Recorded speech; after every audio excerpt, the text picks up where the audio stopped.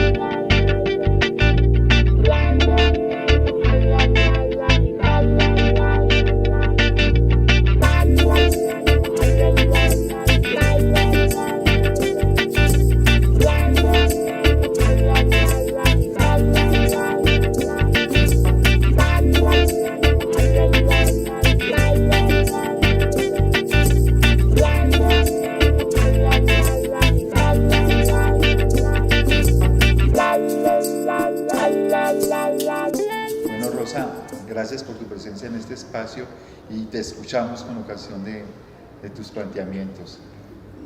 Muchas gracias. Primero que nada agradezco la invitación de la Universidad Nacional de Colombia y del INPAE a este diálogo, a esta modalidad tan interesante de compartir experiencias. En primer lugar, yo quisiera plantear a todos ustedes el que México es un país enormemente desigual y uno de los indicadores de esta desigualdad es el número de pobres que caracteriza a la población mexicana. Aproximadamente el 50%, algunos otros señalan que es 43 millones de la población de México viven en pobreza. Y esto nos acerca a ese 50% de la población mexicana. Dentro de este porcentaje de mexicanos que viven en pobreza, 8 millones viven en extrema pobreza, porque en nuestro país tenemos un sistema de medición en cuanto a el potencial de acceder a servicios de salud, educación, vivienda, trabajo y cuestiones de seguridad social. Si tú tienes dos de esas carencias, o no tienes suficiente acceso a la educación, o no tienes un empleo que te permita vivir con un mínimo de bienestar, pues entonces entras en la clasificación de ser pobre.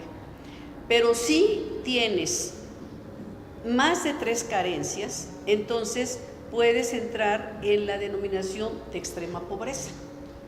De cualquier manera, es una situación de vulnerabilidad para un alto número de la población mexicana. Si a eso le agregamos que los pueblos indígenas de México abarcan un 10% de la población, o incluso con un conteo más amplio, incorporando a los indígenas que se autoascriben a ser miembros de una comunidad indígena, pero que ya no hablan su lengua, podemos llegar hasta 15 millones de la población indígena. Bueno, el mayor porcentaje de ellos, prácticamente el 90-95% de la población indígena mexicana, corresponde al segmento de pobreza en este país. Bueno, eso ya nos indica cómo, si vamos jugando con los indicadores, encontramos que hay en nuestros pueblos indígenas y comunidades indígenas pues un alto grado de vulnerabilidad, y que esto les impide pues el ejercicio pleno de sus derechos como ciudadanos, el participar en la vida económica, política de una manera importante y con liderazgos, pues está muy limitado, ¿no? El estar mediados por estas condiciones de pobreza, pues ya les da un estatus de exclusión social importante que debe de preocupar a la sociedad mexicana en su conjunto y al gobierno particularmente en la generación de las políticas públicas que permitan la superación de la pobreza y el desarrollo de nuestras comunidades indígenas. Creo que ese es el marco inicial de nuestro diálogo, ¿sí? Bueno, Ruby, cuéntanos. Bueno, agradecerte igualmente tu presencia en este espacio. Gracias por invitarme. Y creo que aquí la entrada es un poco también haciendo una mirada comparativa y también de diferenciación. La mirada comparativa es que igual, o sea, la pobreza aquí también es como el plato fuerte de las comunidades indígenas y étnicas en general, pero la diferencia está en que en Colombia la lucha de estas comunidades es mucho más amplia y tiene muchos más actores. Aquí hay una población negra reconocida muy grande, y cuando hablamos de minorías entonces empezamos a tener un problema porque la población negra reconocida está por encima de los 10 millones en una población, en un universo total de unos 50 millones de habitantes en Colombia. Esa es la primera diferenciación. Entonces tenemos una población negra muy grande, negra o afrodescendiente, o sea, hay dos líneas que empiezan a jugar ahí. Y ahí sí, como decimos, todos los negros no somos iguales en Colombia, o sea, tenemos una variedad de negros. Estamos los raizales, de la cual yo pertenezco a la comunidad raizal, están palenqueros, ¿sí? Y están las comunidades del Chocó, de los ríos, sobre todo el más reconocido, el Atrato, ¿sí? Y otros ríos, que mantienen instituciones ancestrales antes de la colonia y que en formas de sincretismo se fueron desarrollando alrededor de las instituciones tanto de la colonia como después de la república. Entonces la complejidad aquí es mucho mayor. Por el otro lado, hay 86 comunidades indígenas con lenguas distintas, con orígenes lingüísticos distintos, ¿sí? Y eso hace que la variedad pues también sea muy grande en el tema de indígenas. Y están los gitanos, los rom, que también están reconocidos como pueblo étnico. Haciendo esa entrada, también habría que precisar una cosa, y es el tema de lo que son luchas raciales y luchas étnicas. Y entonces eso diferencia en gran medida la postura de muchos de los grupos étnicos que hay en Colombia. Lo más grande, si pudiéramos decirlo, es una lucha por la etnicidad, es una lucha por el reconocimiento en la diferencia. Y esa lucha por el reconocimiento en la diferencia ha definido y ha marcado como el camino de las comunidades étnicas en Colombia. Pero precisando, uno lo que encuentra como étnico, ¿sí? Son grupos que se resisten por un lado, pero que no se reconocen en esa mirada hegemónica del desarrollo. Y entonces, en unas miradas distintas, se busca un reconocimiento distinto, con igualdad ante la ley y ante las instituciones, pero en la diversidad. Y eso hace que la lucha sea mucho más compleja, porque en medio de ese universo tan variado de comunidades, pues obviamente la diversidad implica reconocer otredades que muchas veces están invisibilizadas sistemáticamente por la institucionalidad, y sobre todo son comunidades que muchas de ellas se encuentran en extrema pobreza, como en México. ¿Sí? Nosotros, los grupos étnicos, hemos ganado algunos espacios, hay algunos reconocimientos y después de tantas migraciones, producto de muchas violencias y formas de violencia de los lugares de origen, muchos han migrado a las ciudades grandes, pero en las ciudades se ha venido desarrollando un reconocimiento sistemático también en los gobiernos, yo diría que a partir de Bogotá, pero hay un reconocimiento hoy en lo urbano también de estas comunidades, o sea que hay comunidades viviendo en lo urbano. Y eso hace que esa perspectiva urbana también de las comunidades haya permitido avanzar en lógicas también de lograr entrar en el establecimiento, o sea, se representan a sí mismos hoy los grupos étnicos, con todos los problemas que eso implica, la cooptación de líderes, pero se puede decir que hoy los grupos étnicos en Colombia entran a representarse a sí mismos y que se mantiene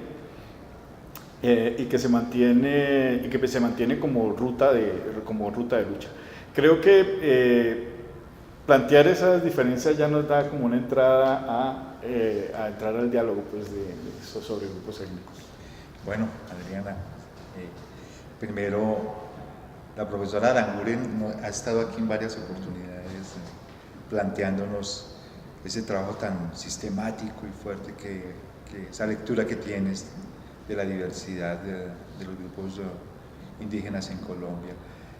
Te escuchamos y agradecerte nuevamente el estar presente en este espacio. Muchas gracias.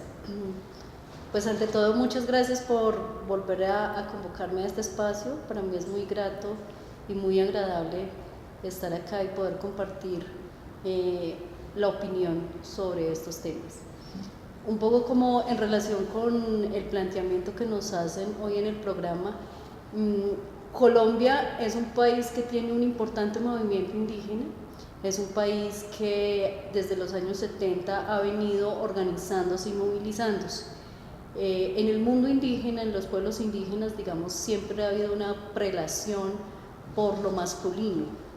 Hay importantes líderes indígenas a lo largo de la historia, pero esto ha venido cambiando, un poco también la relación a los nuevos liderazgos indígenas que se dan en Colombia con respecto a lo femenino, con respecto a los liderazgos de mujeres. Hoy en día tenemos mujeres muy importantes también dentro de los liderazgos indígenas. Aida Quilcue, del pueblo Nasa, ella es tal vez de las mujeres hoy en día más representativas que hay dentro de los pueblos indígenas.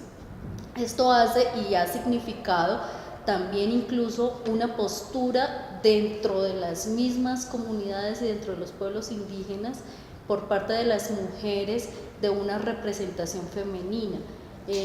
Tenemos mujeres en la Amazonía hoy en día en cargos también de liderazgo muy importantes y que abanderan además procesos significativos dentro de la formación política. Clemencia Herrera es una de las personas que podríamos nombrar como una de las lideresas hoy de gran significación para los huitotos y los pueblos amazónicos. En Colombia, dentro de las 5 organizaciones, dentro de las grandes 5 organizaciones indígenas, la OPIAC, la UNIC, Cabildo Mayor, la Coordinadora Territorial de la Sierra Nevada de Santa Marta y AICO, hay importantes mujeres también. Miriam Chamorro está por Gobierno Mayor. Entonces esto lo que nos representa es que también ese sector, digamos, femenino y de las mujeres también ha empezado a encontrar un eco importante dentro también de las comunidades y de la política del indígena. Con respecto un poco como a cómo se ve o cómo se relaciona esa visión de la infancia y de la juventud, esto también ha sido procesos dentro de esta nueva asimilación o esta nueva incorporación de los pueblos indígenas en el marco institucional. digamos que a partir de 1991, cuando se establece la Constitución, la nueva Constitución del 91, también se dan unos nuevos derechos a estas comunidades en Colombia. En lo formal, estos derechos han hecho también transformarse en lo material y en lo real la relación de los pueblos indígenas al interior y en relación, digamos, con gobierno o con las instituciones estatales. En esa medida también se han incorporado las políticas públicas generales en torno a niñez, en torno a infancia, en torno a juventud, a estos pueblos. Eso también ha significado cambios estructurales al interior de ellos. Entonces, tal vez elementos muy importantes que traducen como toda esta transformación que se ha dado es lo que pasó con los Embera, cuando al interior se hacen importantes discusiones para ver si la ablación iba en contra de los derechos tanto de las mujeres como de los derechos humanos. Y después de muchas importantes concentraciones de pensamiento dentro de ellos, comparten que es una práctica que, aunque es ancestral, que aunque tiene unos valores culturales, también es posible modificarla en relación a mejorar las condiciones de vida también de las mujeres indígenas, y entonces se permite también esa transformación cultural de esos elementos tan profundos. Eso también ha ido sucediendo en otras prácticas culturales que se dan a lo largo de las comunidades. Eso lo que significa es que efectivamente hay una nueva valoración sobre el lugar que tiene cada uno de los géneros dentro de las comunidades indígenas. Bueno, creo que tenemos ya con tu intervención una perspectiva inicial de discusión para poder profundizar en estos aspectos de las formas de la vulnerabilidad, en las dinámicas de los grupos sociales de los que nos estamos ocupando. Rosa, no sé, tú querías señalar, hacer algunas precisiones sobre eso. Sí, a partir de mi primera intervención y escuchando a los colegas, a mí me gustaría señalar que algo que une a Colombia y a México es su diversidad cultural. Y en ese sentido, compartirles a ustedes que en México existen 68 pueblos indígenas y que se hablan 68 lenguas que están en correspondencia con estos pueblos. De tal manera que nuestro país, a partir de la reforma constitucional del año 2001, ha pasado en su planteamiento constitucional a tener el reconocimiento de los derechos de los pueblos indígenas a su cultura, a su idioma y lo que conocemos como los derechos colectivos de los pueblos indígenas. Eso sin duda ha constituido un nuevo paradigma al interior de la Constitución política de los Estados Unidos mexicanos, porque de tener antes de 1994 una visión en donde jurídicamente no se les reconocía, la primera modificación fue el artículo 4º constitucional en el año de 1994, muy conectado con todo el movimiento latinoamericano y mexicano en torno al 5º centenario y al encuentro de las dos culturas, ¿no? O sea, era muy importante en ese momento el debate y se abrió una ventanita de reconocimiento a nivel constitucional. Sin embargo, eso no pasó a mayores porque no existió una reglamentación de esa modificación constitucional y tuvieron que pasar varios años y luchas del movimiento indígena para que en el 2001 se modificara el artículo 2º constitucional que ya garantiza los derechos colectivos de los pueblos indígenas. Cabe decir que se adoptó en este trabajo de orden legislativo el concepto de pueblos originarios, pueblos indígenas, que tiene mucho su inspiración en lo del artículo 169 de la OIT. Bueno, en esta diversidad cultural, debo comentarles que está a todo lo largo y ancho del país. Muy contados estados no cuentan con población indígena originaria. Es el caso de Aguascalientes, Nuevo León. Sin embargo, ahora la migración indígena ha hecho que estén la presencia indígena en todas las entidades de la República. Y compartimos también con lo que señalaba el profesor el hecho de grupos importantes de indígenas en las zonas urbanas. Los más significativos núcleos de población indígena son la Ciudad de México, que es una migración del mismo centro del país y del sureste mexicano. Otro gran ciudad, polo de recepción de población indígena al interior del país, lo que decimos migrantes internos, ¿verdad? Migración interna, está en la ciudad de Guadalajara. Otra en la ciudad de Monterrey, capital del estado de Nuevo León, y en la frontera, en la ciudad de Tijuana, Baja California. Son los 4 polos urbanos que han jalado mucho de la migración interna, y esto nos habla de que hay un cambio de imagen en las relaciones, en las regiones indígenas, porque hay un desplazamiento. Tenemos pueblos indígenas como los Viges, o sea, conocidos como mixtecos, que son del estado de Oaxaca, que son migrantes de naturaleza, que vienen de épocas muy antiguas y que migran, ¿no? Bueno, de ellos, de este grupo, tenemos colonias importantísimas de mixtecos en Los Ángeles, San Francisco, en Canadá, en lugares importantes de Estados Unidos y Canadá. O sea, eso habla de esa tradición migrante de este pueblo.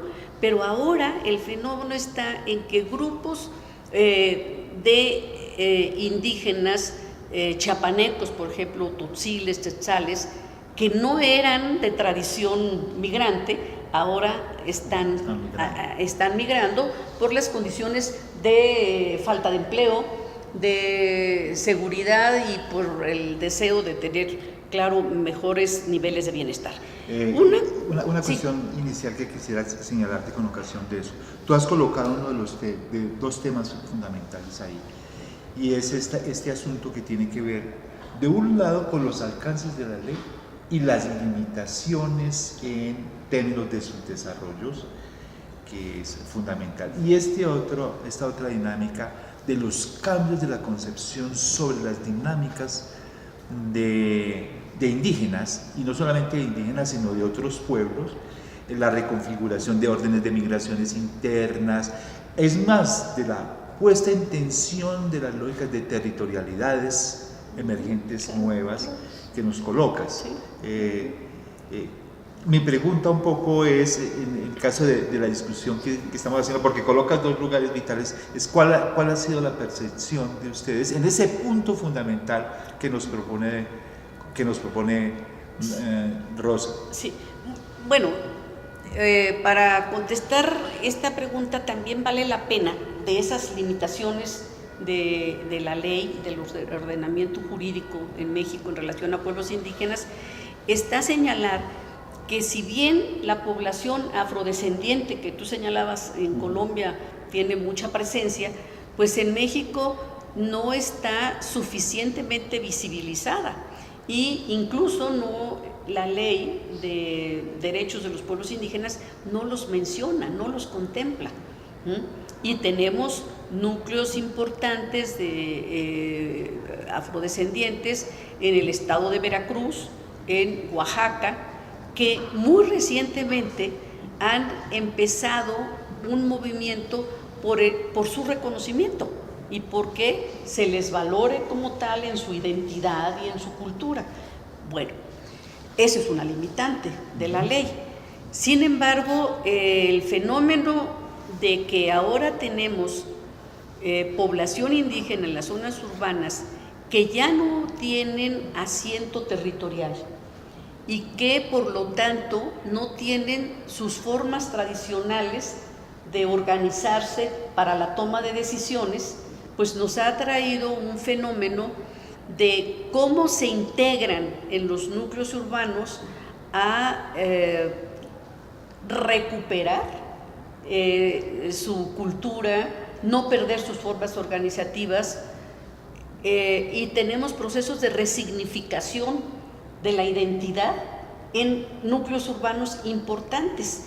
Claro que tienen que echar mano de formas que no corresponden a su propia cultura y nivel organizativo, y entonces se conforman en asociaciones civiles, en cooperativas, en sociedades de producción, y bueno, pero finalmente a esas formas organizativas que se están apropiando les dan el resignificado de su cultura en términos de sus asambleas, tomar decisiones colectivas, no apoyar proyectos o procesos que no son avalados por la mayoría, y es interesante estos procesos de resignificación cultural para estos núcleos indígenas, y por eso en mi lenguaje a veces no siempre hablo de pueblos indígenas, porque también estamos combinando esta otra categoría de comunidades o grupos urbanos que ya no corresponden al concepto tradicional de pueblo indígena con dominio de su territorio y con pleno control de sus formas tradicionales de gobierno. Bien, en tu caso, ¿cómo tú percibes ese fenómeno y este asunto que nos ha colocado Rosa un poco sobre el escenario para el caso colombiano, que también tiene unas dinámicas, entiendo, cercanas y de otra también, con otros matices con ocasión de lo que nos señala Rosa?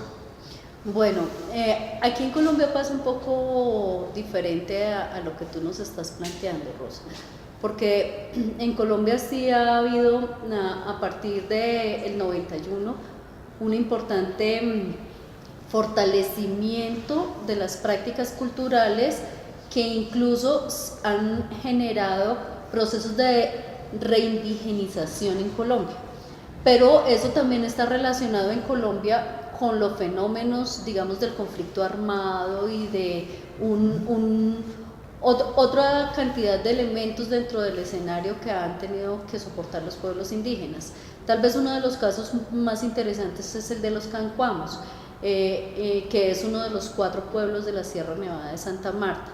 Los cancuamos, a finales de los 90, son perseguidos ampliamente por grupos paramilitares. Muchos de ellos tienen que venirse a la ciudad de Bogotá y entonces generan un núcleo urbano de población a raíz del desplazamiento por el conflicto armado, y al llegar aquí encuentran por un lado un apoyo significativo de las organizaciones nacionales de la UNIC, y comienza a haber un proceso de resignificación indígena, y esto no hace que, todo lo contrario, se salgan del concepto de su pueblo, sino que fortalezcan el concepto de pueblo indígena y pueblo indígena cancuamo. Después, ya digamos, hacia el 2010, vuelven nuevamente a sus territorios, pero además vuelven fortalecidos no solo organizativamente, sino incluso en sus estructuras culturales. Sí. A mí, si me permites aquí que podamos establecer este diálogo, yo quisiera como que recordáramos que México tiene muy pocos años de alternancia política, y que a partir de la Revolución Mexicana del 10-17 nosotros tuvimos la presencia omnipotente y omnipresente de un partido único, el Partido Revolucionario Institucional.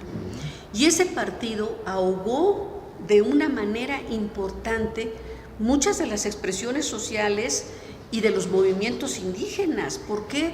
Porque ellos tenían una política corporativa y de dominación sobre el conjunto de la población y de los grupos sociales, al que no escapó los pueblos indígenas.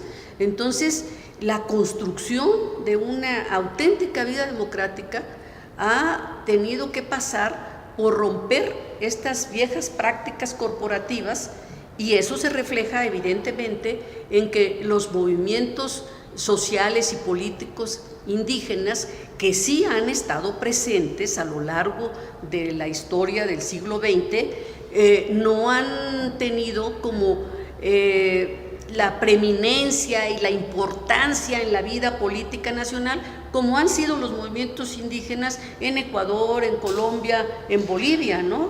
Pero no quiere decir que nuestros pueblos indígenas no estén en lucha permanente. Lo que pasa es que nuestro sistema político de signo muy autoritario y de poco juego de grupos y de partidos políticos no permitió ni las expresiones de sindicatos, de maestros. Hemos tenido que luchar mucho los ciudadanos mexicanos por darnos pautas democráticas, aunque tradicionalmente hemos aparecido en el contexto político internacional como una democracia, dirían algunos premios Nobel, imperfecta, ¿verdad? En fin, pero sí tenemos un proceso de 18 años de alternancia, pero también yo siento que los nuevos liderazgos indígenas, las nuevas formas de organización del movimiento indígena están gestándose, y yo tengo confianza que se van a expresar, porque ahora tenemos jóvenes indígenas formados con otra concepción, con otro liderazgo, ¿no?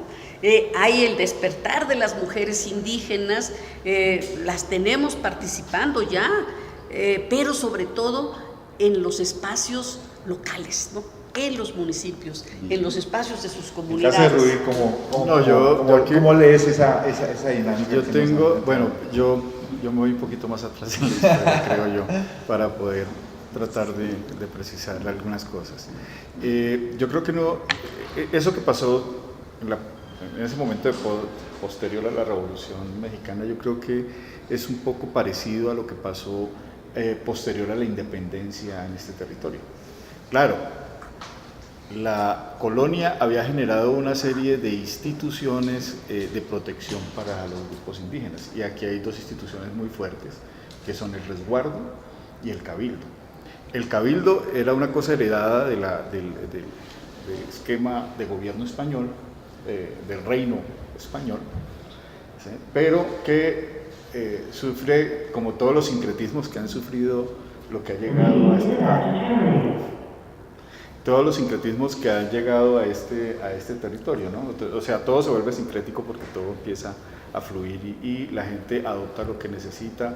En el punto religioso, por ejemplo, asumieron algunas deidades de la religión católica, pero realmente estaban haciendo otra cosa. ¿Sí? Entonces, eso mismo pasó también con la institucionalidad. Entonces, los indígenas tienen esos dos pilares, que fueron los pilares de la lucha, primero con la colonia y después con la república. Porque los independentistas, cuando logran sacar a los españoles de este territorio, vienen con esa idea de la modernidad, y la idea de la modernidad es igualdad, y si todos somos iguales, ¿para qué resguardo?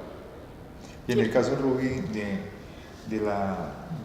de lo que te has ocupado de las minorías raciales, ¿cómo se ha jugado un poco esa dinámica que nos plantea Rosa, que tú también nos has planteado, con ese punto crítico de los reconocimientos de un lado, pero no los despliegues de ley por el otro lado, y lo otro, con las diferentes dinámicas que se han jugado en nuestro territorio, el que se haya ampliado de un lado, por ejemplo, dinámicas como las que se jugó en el Pacífico, en donde ya hay un descentramiento importante a ciudades cercanas y a otras del país, a lo que se jugó en el Atlántico, y aquí también a la diferencia fundamental que se da con ocasión de lo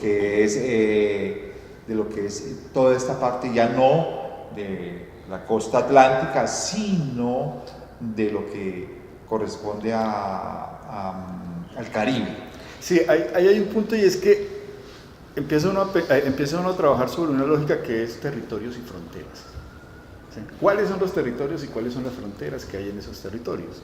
Y obviamente en Colombia el tema territorial es un tema muy fuerte, porque el tema territorial es el que nos ha hecho volvernos resistencia en muchos casos. El caso, por ejemplo, de los raizales.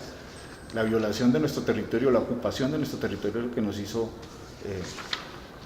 entrar a reaccionar frente a la avanzada pues, de la cultura hegemónica colombiana. Hoy las dinámicas son diversas y han sido por esa vía, por vía de resistencia. ¿Sí? Los indígenas un poco es el ejemplo, porque los indígenas tienen una tradición mucho más larga, ¿sí? Y porque esas dos instituciones les ha permitido mantenerse resistiendo a través de las instituciones. Nosotros, por ejemplo, en el año 87 nosotros teníamos una asociación aquí que se llamaba Entre Pueblos, donde estábamos todos, estaban indígenas, estaban raizales, y esa movilización en Bogotá nos permitió, por ejemplo, crear el primer cabildo urbano en Colombia. Se estaba dando un movimiento por el lado de Cali, pero realmente no, eso fue posterior, porque el de aquí cogió mucho más fuerza, y aquí fue con los ingas. Pero los ingas a su vez no son ni siquiera de acá, es una población que viene en tránsito desde mucho antes de la colonia, porque ellos son incas, vienen del Perú. Entonces, por eso territorios, movilidad y fronteras son una cosa muy compleja, y cada territorio le ha generado una dinámica distinta a estos grupos. En el caso de las comunidades afro, es mucho más complejo, porque las movilidades han estado también sobre procesos libertarios que han tenido que darse en cada uno de los territorios. ¿Cómo lo vas persiguiendo? Yo pienso que, digamos, en un tema muy actual, uno de los temas que nos permite ver como esas vulnerabilidades que hay en torno a los avances que se han logrado desde los movimientos indígenas y su posición incluso dentro de los marcos del poder político, es el tema de la consulta previa, y toca como con los temas que ustedes han hablado.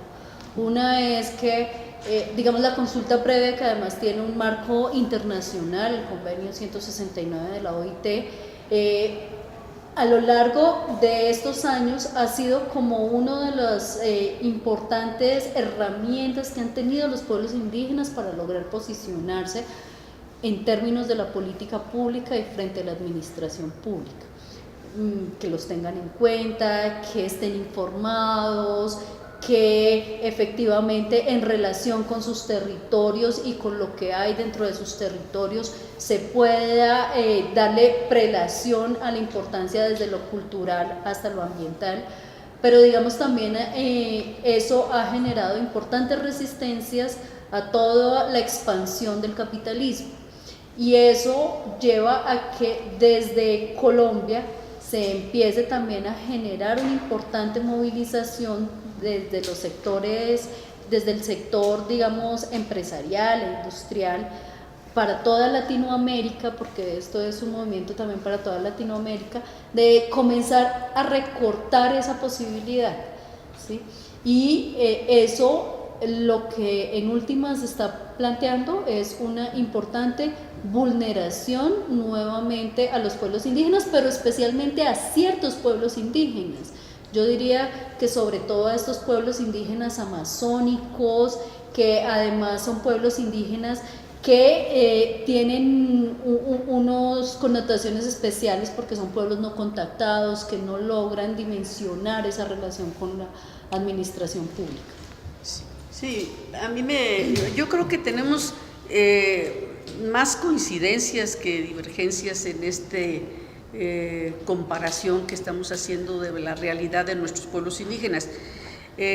Lo que señalaba el colega Rubin sobre la historia, ¿no?, y la parte colonial, obviamente es muy parecido a lo que sucedió en México, en ese sincretismo con las formas llegadas con los españoles y luego aprovechadas y recreadas.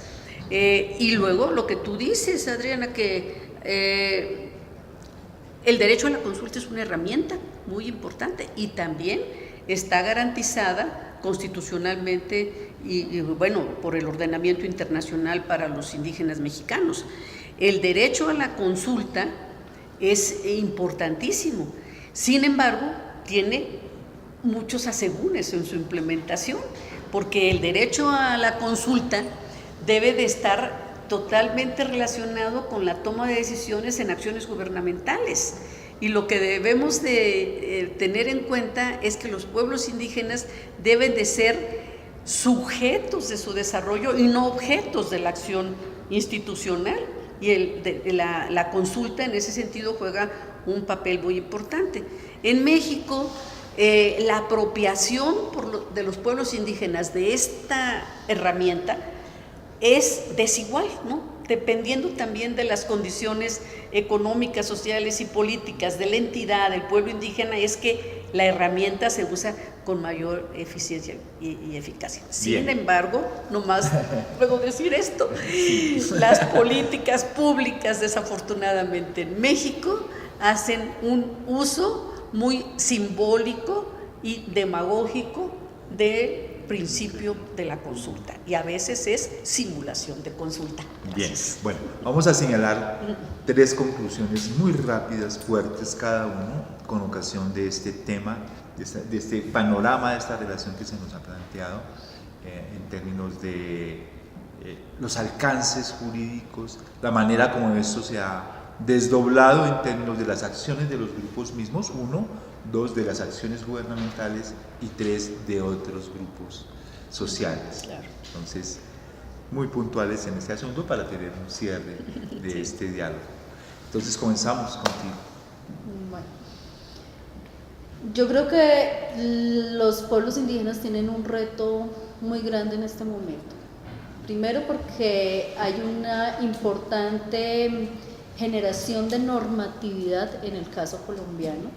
Hay muchas normas, leyes, decretos, hay un marco internacional que, si uno lo viera, es importante frente a sus derechos, pero no hay voluntades políticas, y eso es realmente lo más difícil.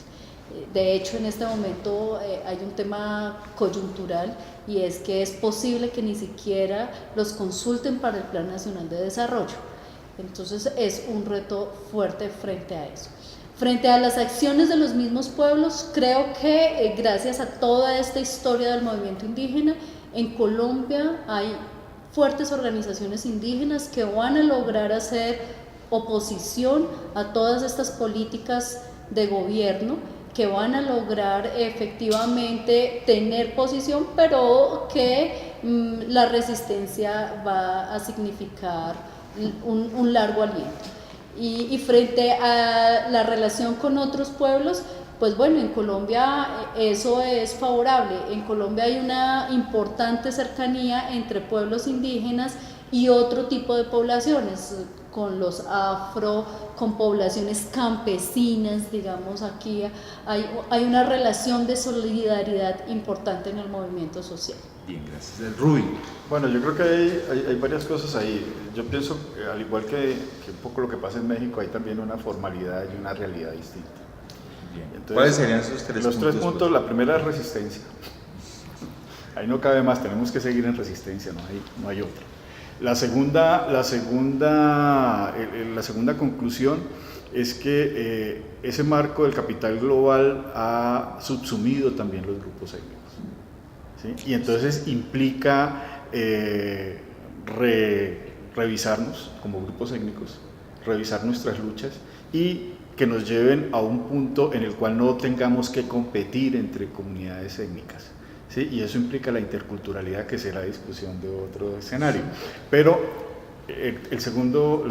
la tercera conclusión sería, porque la segunda es revisarnos para poder entrar en una mirada un poco más compleja de lo que deben ser el universo de los grupos étnicos en el caso colombiano. Y la tercera pienso que, a pesar de lo logrado en lo